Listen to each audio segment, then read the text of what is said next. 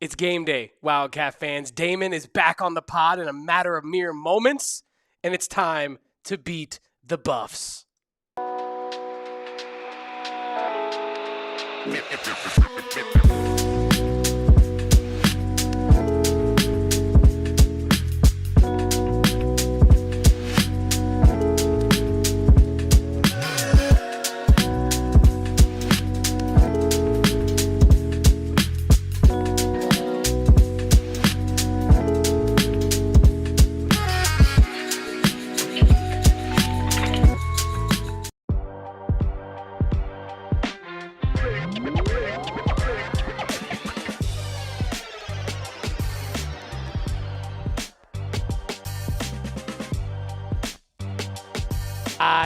Live from Studio K, it is game day, Arizona Wildcat fans. My name is Kevin Thomas. We do have Damon Farrell, the dog himself, joining us from Folsom Field in Boulder, Colorado, in a matter of moments as soon as he's able to get a stable connection out there in the stadium. Because, you know, it's up there in Colorado, up in the mountains. So you never know what kind of irrational or unreliable networking you might have out there in Boulder. But welcome in to the AZ Wildcats podcast pregame show. This is not where we usually do this segment to start the show, but since Damon will be joining us and he's not in the room with me, we're going to go ahead and we're going to get this kicked off right now with some shots fired on the AZ Wildcats pregame show, brought to you by our friends over at Three Amigos Tequila. And boy, do we love our friends over at Three Amigos Tequila, because they have some of the highest quality tequila I have ever had in my life. Today, we will be sampling the Ramona's Reserve. This is a very, very, very high quality tequila right here from our friends over at Three Amigos. There's no better way to start the game day, even in the afternoon, than with our friends over at Three Amigos. We also have our anejo that we had last week, or 2 weeks ago, I should say, because I was not on the last prior pre and post game show. We have some Raspado. We also have some anejo, or not anejo, but we have this Blanco over here as well. So shout out to our friends over at Three Amigos, and I'm going to go ahead and, Damon is here. We do have Damon, so let me get Damon in here really fast before I take our ceremonial shot, I'll say. But yes, let me get Damon in here. There he is. Damon, dog, how are we doing? It's a long time no speak, my friend. Yeah, long time no see, Kevin. Doing good, living the Denver life, living the Boulder lifestyle out here, and let me tell you, it's pretty damn chilly compared to Arizona.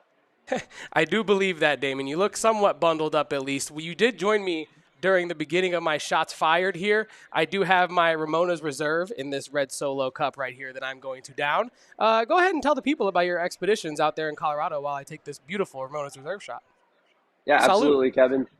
Absolutely. Cheers, brother. I've been hanging out, just doing my thing, going a little Halloween trick-or-treating action, hitting some house parties, and getting a little bit banged up in the process. But hey, man, when in Boulder, that's what you do. And Kevin, what was your shots fired today? I'm curious. What are we firing shots at? I hadn't got that far yet, but I'll just say this. That was amazing. Ramona's Reserve. I need some more of that. Yeah. That was a little spicy, but like cinnamon spicy. Not like actually like hot spicy. That was really good. Leah wants to know, where in the building is Damon before I get to my shots fired? I am on the highest rooftop access I could get. There's Folsom Field right behind me. It wasn't a very good shot when Kevin and I tested it, so I unfortunately moved to showing the gutters of Folsom Field instead. But hopefully post-game I should be down on the field. But, Kevin, I actually had a shots fired of my own that I'd like to fire off. Let it rip. You know, obviously I don't have tequila with me, Ramona's Reserve, the greatest tequila Three Amigos makes in the world, but I'll take an honorary shot in the process. I'd like to take a shot, too, and fire some shots at our friends at DNVR, who, Kevin, I witnessed firsthand at the Colorado-Arizona game in Tucson last year. RK, head of content at DNVR, pull his belt off and go belt to ass in the middle of the game against our Arizona Wildcats. And I think tonight is payback time. They did it on our home turf. Tonight we do it against them, against a team that quit last week. And the Wildcats have to get the W today. Have to. I absolutely love that, by the way. Also, I do want to send out an apology to what did I just watch. I mentally I know it's Reposado, but I think Damon being back on the show and the excitement of it all, I think I was saying Raspado. So I apologize to Three Amigos Tequila. It's Reposado. But that, Also good. Ramon, Raspado, also good. yeah, if it's tequila, it's good if it's from Three Amigos. But want to talk about shots fired? My shots are going to be fired at Caden Salter because our D line is going to be firing off the ball and hitting Caden Salter. Sack Salter. Hashtag sack Salter. That's all I need to see today. Caden Salter, you're going down. I want to see Ryan Staub out there today. I want to see Juju Lewis at the end of the game assault these Colorado quarterbacks. That's all I got to say on that. Kevin. That's an interesting point. Do you think we'll see Juju Lewis in this game? Because I think there's been a lot more smoke around the idea that he potentially could find some playing time at the end of the year here, maybe keep his red shirt. If Colorado struggles, do you think we'll see a Julian Lewis appearance? Honestly, no. I anticipate this being mostly Salter and then or Staub. I don't really see it being a Juju Lewis kind of a game. Honestly, I think this game's going to be fairly competitive throughout. Even if Arizona has the better of it, which we're going to get to our score predictions at the end. If Arizona wins this game, I still think it's a very competitive game. Maybe Arizona pulls away by a touchdown or two at the end. But yeah, I think this is going to be a very competitive game. I do not anticipate any Juju snaps this game. But hell, I think if you're getting Juju snaps, it's a very good indication for the Arizona Wildcats. Yeah, or it means that he finds some spark for them because their other quarterbacks cannot, right? But Yeah. I think in general that would mean that Caden Salter and Ryan Staub are hypothetically not playing a good football game. So yeah, I think that would bode success for Arizona's standpoint. But I'll be honest, from an Arizona standpoint, I kind of want to see Julian Lewis the least of the three quarterbacks. I don't know if that's a crazy thing to say. I know we haven't seen him all that much this season, but I feel like we've seen enough out of the other two to know that they're not going to be the type of guys that are going to take over games at this level in the Big 12. Whereas I think Julian Lewis, maybe he's not that guy right away, but I think he's also like he could find a Bear Bachmeier kind of run of form where it's like this guy is just more talented than the other guys that he's going against. I like that take. But I also, honestly, I think if we're getting like backup quarterback, which one are you more worried about? I'm more worried about Ryan Staub for Colorado, mostly because I think that when they've had their highest highs this year, he's been kind of the one leading that charge for them. I think he comes in lieu of Salter and has been very good in that role. He's not really had to warm up into these games when he comes in. And with Juju Lewis, I just feel like that is a situation where Danny Gonzalez can get after a true freshman who I believe reclassified to like come up a year, right, to get to Colorado or something like that. But yeah, inexperienced quarterback in general, I think Danny Gonzalez will do well against. I hear you on Bear Bachmeier, but I think he is more ready for the Big 12 than Juju Lewis. If Juju Lewis was Bear Bachmeier, you wouldn't be seeing Staub or Salter. I think that's just the case. But, Damon, we do have our matchup battles for this one. And to kick it off, let's just get right to it. Noah Fafita is better than Caden Salter. Noah Fafita is better than Ryan Staub. Noah Fafita is better right now today than Juju Lewis. Juju Lewis is very talented. We don't know what his true ceiling could be. But today, give me Noah Fafita. And I'll say this. If we are talking about, Caden Salter really outdueled Noah Fafita in this one, I think that this game has been way too close. I know it's going to be competitive, but I don't want the margins to be like Caden Salter out through Noah Fafita by like a couple third downs, and that's why Arizona got the L in this one. How do you feel about that? I feel like it's pretty cut and dry. Noah Fafita wins this matchup battle. Yeah, I think so. No, Kevin and Noah Fafita is just like to me. I think he has to outplay these Colorado quarterbacks to get this job done. We're on the road. Arizona hasn't been successful on the road in the Brent Brennan era, and Noah Fafita has been playing great all season long. If he holds to the standard that he's been playing at the rest of the season in 2025, I think that is outplaying Caden Salter unless he plays the game of his season tonight. I do think that Arizona has the quarterback matchup, and if you want to win this game, your quarterback has to outplay their team's quarterbacks tonight. Noah Fafita has to lead the charge on offense. I know that we're going to get to the running game and how important that could be for the Wildcats today, but you have to have a consistent, efficient, and I'll say a secure Noah Fafita. He has to keep the ball secure today. He cannot turn the ball over. He has to be the better quarterback in this matchup. Damon, moving on. Running backs. Moving on, running backs. I think that Arizona just has a more consistent stable of running backs. It's similar with the pass catchers, Kevin. There's just more depth on the Arizona side of things from a skill position standpoint. That's not to say Colorado doesn't have really good players. I think at the top of both of these position groups, but I just don't think that they hold that depth well. I mean, you said it beforehand. Like their third leading pass catcher right now is a running back. He has under 200 yards on the season. Sounds a lot like Quali Conley from last season for Arizona. I think Quail. Arizona has, yeah, I think Arizona has a much more stable skill position group.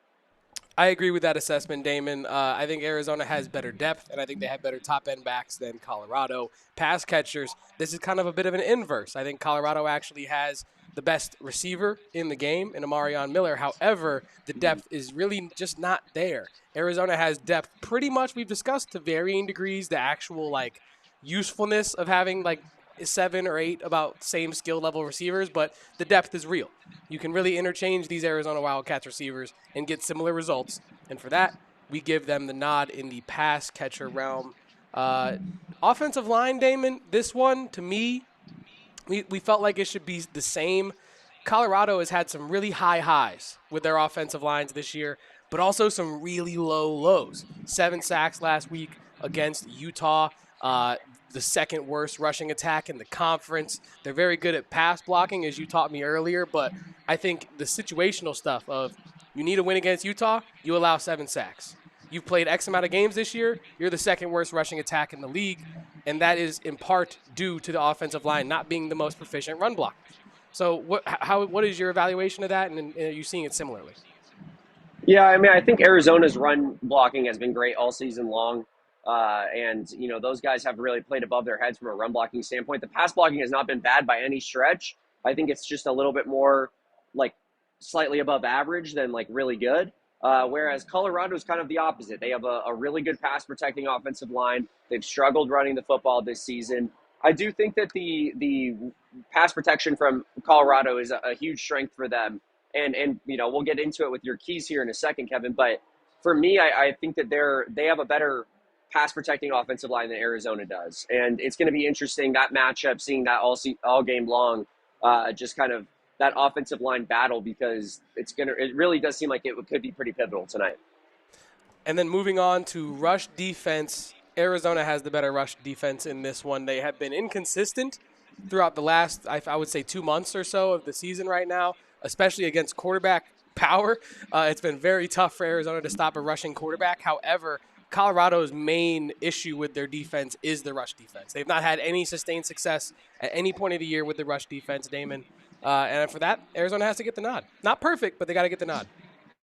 Yeah, I mean it's interesting. I've said it. I said it. I think off air to you guys a lot. Like I believe that if Colorado is smart tonight, that they're just going to run Caden Salter QB power until Arizona stops it. I think that that's the game plan if you're the Colorado Buffaloes, because Arizona's proven that they can't stop that the last 2 losses, right? And Danny Gonzalez said this week, like, if it is the last thing that he does as defensive coordinator at Arizona, he's going to stop that damn play. And I respect that mentality, but until I see it on the field, how could you feel like that's going to be the case? So I think if I'm Colorado, I'm running QB power a lot. Maybe Arizona has the edge in terms of run defense on the season, but from what I've seen the last couple of weeks, Arizona's run defense is really kind of grasping at straws there and needs to figure something out. So we'll see on the run defense side of things. But overall, I think like body of work whole year, Arizona gets the nod. Pass rush, this one was left even. I really didn't have much in the way of like passionate takes about both these teams' pass rushes. To be quite frank with you, I feel like Arizona has the potential to be a pretty decent pass rush. You can get after the quarterback. I feel like missing Trey Smith, though, for the remainder of the season does really hinder your pass rush, especially when you have a mobile quarterback like Caden Salter, who's going to be trying to get to that edge. Damon, why is this the same, or did I make the graphic wrong? Yeah, I mean, I just think that there's not all that much in terms of pass rush for either team to write home about. I think Arizona's pass rush has been decent this year. You've seen some flashes of Riley Wilson. You've seen some Chase Kennedy, but Trey Smith, potentially the best edge rusher on the team, is out for the year, and that's drastically hurt the Wildcats' run defense. We'll see on the pass rush side of things, but yeah, I do think that Arizona has a lot to prove still in terms of their pass rush. But here's what I will say: Danny Gonzalez is a great blitzer. He's a great schemer when it comes to drawing up blitzes. And I do think that bodes well for Arizona's success whenever it's pretty even. I do trust Arizona's coaching staff to draw up some pretty solid blitzes. I like that take out of you, Damon. DBs, Arizona, I mean, their best defensive players are all DBs, if we're being quite honest about it. You could argue their best players in general are DBs. I obviously know Fita would like to have a word, but you understand my greater point here. Arizona's got to get the nod in this category. Colorado doesn't have, to my understanding, bad defensive backs, but they're just not nearly as disruptive or effective. If you look at like the analytics and stuff as Arizona's, the pass deflections, the interceptions, the actual playmaking ability of the DBs is higher on the Arizona side, so they get that nod from me. Yeah, I'm with you. One of the big Colorado defensive backs is Carter Stoutmeyer, who was committed to Arizona under Jed Fish, now starts at Colorado. Just a little bit interesting tidbit, but I do think that Arizona's defensive backs are the strength of their team. Genesis Smith, Dalton Johnson, all those guys. So I do think that Arizona almost gets the nod in terms of defensive back play, no matter who they play almost. Take of the day so far goes to Bobby Farley in the chat, who says, if Noah only has 2 incompletions again, we had better come away with the W. Got a good feeling about this one, y'all. Thanks for tuning in today, Bobby. Moving in to our next and 2 final categories. Special teams goes to Colorado. We don't got to really dwell on this one too much. Arizona has not had a very good special teams unit. In fact, they're consistently ranked one of the worst in the country. Colorado is not like an exceptional unit, ranked about in the 80s in the country for their special teams efficiency. But that's good enough when Arizona is almost near the bottom with Arizona State. Coaching-wise, I believe this is W number 2, 3, Weber State, Hawaii for Brent Brennan. So he's got another win in the coaching category on the matchup battles. Color me surprised. Can we break it down, Damon? I like our coordinators better than I like their coordinators. I think Danny Gonzalez and Seth Nagy have done admirable jobs this year. Obviously, we all have had our quarrels with Brent Brennan here and there when it comes to, how this program is being run. And I do think he's done a lot of good things this season as well. But for me, Kevin, I'm giving Brent Brennan the nod here. But, this is, for me, it's like the last stand. It's the last dance. If Brent Brennan is being given the coaching nod against Deion Sanders and his staff here. But if you lose this game, I cannot trust Brent Brennan to ever win a road game at Arizona. And I mean that, ever. I don't care who we're playing against. It could be Oklahoma State. It could be West Virginia. Brent Brennan has to prove that he can beat a team that his team is better than right here on the field in Boulder, Colorado, and he has to do it tonight. Yeah, speaking of road environments that are kind of garbage, how about that Houston road environment today? Did you see that on Twitter? I mean, obviously they didn't go out and get the W for the 5 fans that showed up, but when you got a top 25 team and they could go 11-1 before the result, damn, that's tough. So they lost? I believe so. I mean, there were people to West Virginia? I didn't for sure get to catch the end of the game because I was working on a bakery pop-up. Shout out to my girlfriend. But Carl Schroeder in the chat was saying, how about Houston earlier? Can't believe that. So it sounds like they were unable to make the comeback in that one. But, Damon, I agree with you. I think that the coaching in this one, I joked about being surprised about it. I'm really not. Colorado fans hate Pat Shurmur. They hate the guy. Yeah. He has a great resume, but it has not been working at Colorado this year. And I would take Seth Nagy over Pat Shurmur right now 10 times out of 10. Give me Danny Gonzalez over Colorado's DC as well. Give me Joe Salavea over whoever the hell they got on. No, I know it's Warren Sapp. Yeah, I was about to say I know it's Sapp, but I was just yeah, Joe Salavea over Warren Sapp. I mean that might be the most stark coaching contrast of the night. Yeah, no, Joe Salavea, he is way too respectful to go kicking pylons as a grown man. But, Damon, we do move into my keys of the game before we go to our predictions as kickoff is less than 10 minutes away. Key number 1, sack Salter. Sack Salter. Sack Salter. 7 sacks for Utah against Colorado. We mentioned it earlier in relation to the offensive line as my grandpa hit the Google machine and confirmed that Houston lost. And that is embarrassing for Willie Fritz. That is tough for Willie Fritz, who honestly had the mojo train going so strong. So strong for Willie Fritz until today. But anyway, key number 1, sacking Caden Salter. You saw the effects of Caden Salter getting sacked last week against Utah 7 times, an unbelievable number. I think Arizona can get after Salter. I'm not going to say to the same extent that a Houston a Utah front seven could, but I do think Arizona can get in the backfield at least a couple times and make it hard on him to make easy reads. Key number 2, a disruptive defensive front. By this, I mean, obviously, you want to sack the quarterback. That's key number 1. But key number 2, I think, they have one of the worst rushing attacks in the conference. It has to stay that way today. Your defensive front in the pass, in the rush, has to be disruptive the entire time. I do not want to see this Connors, this Iowa State, this Houston experience that we had this year where their running back, even if he gets contacted at or behind the line of scrimmage, is 4 yards going forward. I don't want to see that. You need to be disruptive, and you got to keep it in the backfield if you're Arizona. Key number 3, give me Madman Mahdi today.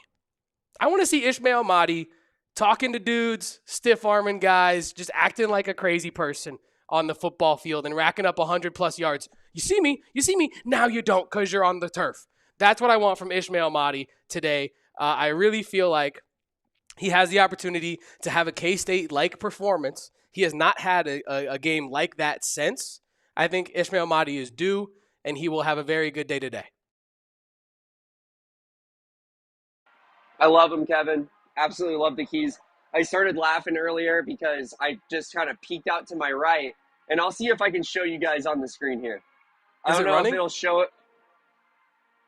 It's up, a little bit lower.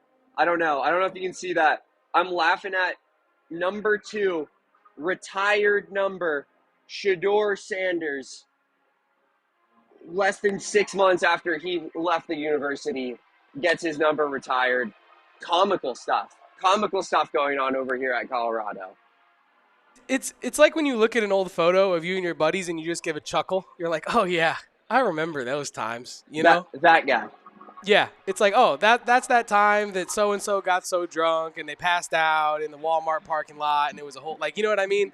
But that's the Shedeur Sanders. I'm not saying that he was passing out drunk in a Walmart parking lot, but I'm saying you look at the retired number and you're like, yeah, that's kind of funny. It kind of makes me laugh. It makes me think of the time that he got his number retired right after he left the campus, and then Travis Hunter got gifted a Bolitnikoff because he played defense, pretty much. But, Damon, moving on from the keys to our score predictions for this one, because I do want to talk about something real quick at the end of the show.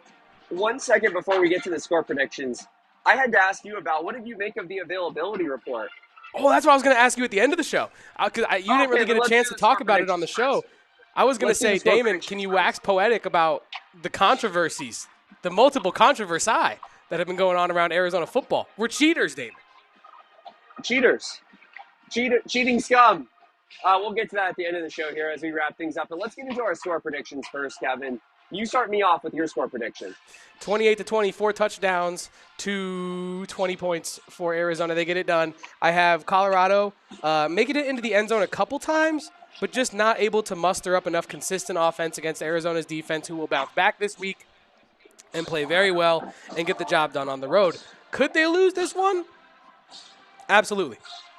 Am I going to predict that this time? No, because I think they're the better team, and I think they need this game more than Colorado, which sounds crazy because Colorado has to win 3 of their last 4 to go bowling. But it feels like that team has less fight than this Arizona team. It feels like Arizona really wants to accomplish something yet this year, and Colorado's kind of like, get me onto my next team or get me on to next season. I agree with that. I think Colorado, this is a rebuilding year for them. As much as maybe there were some unlofty expectations surrounding their team, they were always going to have a step back after Travis Hunter, Heisman, Shedeur Sanders, top 2 quarterback that they've ever had in program history. It was just realistic that it was going to be a rebuilding year. And they have Julian Lewis next year. He's a 5-star quarterback. They could be pretty damn good. But right now is not that time. Brent Brennan, Arizona, lots of seniors on this team, an experienced quarterback. I think this now is a time where an opportunity where Arizona has to win this game against a team that they're just flat out better than. And that's why I got Arizona winning by 10 tonight. 31-21. Colorado quit last week against Utah, middle of the game. I think you can't lose to a team that just quit last week if you're a serious program, and I got the Arizona Wildcats winning tonight. You know it means something when Damon Dog picks a road win for a Brent Brennan Arizona Wildcat squad. Could be the last time ever. It could be the last time ever, Kevin. It really Genuinely. could. It really could be the last time ever. There's a lot on the line. But real quick, before we get to the injury report stuff, yes, pay your respects, Damon, if you have to. But I will say this. What is at stake in this matchup? I'll be very brief on this. We're less than 5 minutes to kick off here. But Arizona needs this victory to continue building momentum in the Brent Brennan era. You are this close to losing control of bowl eligibility and it being up to some other teams kind of choking against you and all this, because you have Arizona State to end the year, Baylor the game before that. You have a couple games, Cincinnati, Kansas, that if you're really good, you can get that done. Baylor as well. But Arizona State, you do not want to have that game dictate whether or not you go bowling. Absolutely not. So you have to regain control of your season and get a victory today on the road, instill more confidence in Brent Brennan amongst the fan base. Colorado, like I said earlier, they got to win 3 of their last 4 to go bowling. It's do or die in Boulder right now for Dion. He is apparently not leaving the facilities. He's not going home after that Utah loss. That's what he was reporting to people. So there's a lot of stress, a lot of frustration going on in Colorado. This is kind of a make or break game for both programs. But Damon, speaking of broken bones and broken things, injury reports. We have Justin Spears' final availability report right here. Marquise Groves Killebrew out for Arizona, as well as Jordan Brown. A whole laundry list of Buffaloes out for Colorado as well. But most importantly, Damon, there's actually Arizona players listed, guys. I know it sounds crazy, but maybe Brent Brennan wasn't cheating. Damon, you really didn't get the chance to wax poetic on it, so I will give you a chance to talk about this injury report nonsense from Twitter. I mean, Marquise Groves Killebrew was not on the injury report as of yesterday. So was Totri right? I mean, I think we got caught. I think Brent Brennan started sweating because he saw Anthony Totri's tweet, and I think Anthony Totri single-handedly wrote this availability report like subconsciously through Brent Brennan. Yeah, I agree. I think Anthony Totri, clearly found something, Sherlock Holmes style, and I hope he dressed up as Sherlock Holmes last night, because that is a true detective in every sense of the word. Just great work out of him. Obviously, there's about 7 players that are out for the year that are not on that list because they don't have to be. But of course, we don't care about the actual facts of things. We're just trying to get some troll takes off on Twitter, which, hey, if anyone can respect that, so it is what it is. I love it, Damon. It is what it is. We are very close to kickoff. It is 4 p.m. Do we have any other thoughts or concerns before we get to the game, Damon? Just, it's do or die time for Brent Brennan tonight, I think. I think that this is I don't know that the players are going to be out and the coaching staff. I think they seem to have a good team culture going on at the football facility. But I know that the fan base is going to be out if this team loses today against Colorado. And I think you got to win because of that. You are teetering on it's basketball season for everybody in Tucson. And you want to extend football season at least a couple more weeks, at least a couple more weeks in Tucson. So thank you, Damon. We will see you on the post-game show. Please try to stay warm, maybe have a brew or two. But yeah, enjoy yourself. Thank you for popping on today, Damon. Of course, Kevin.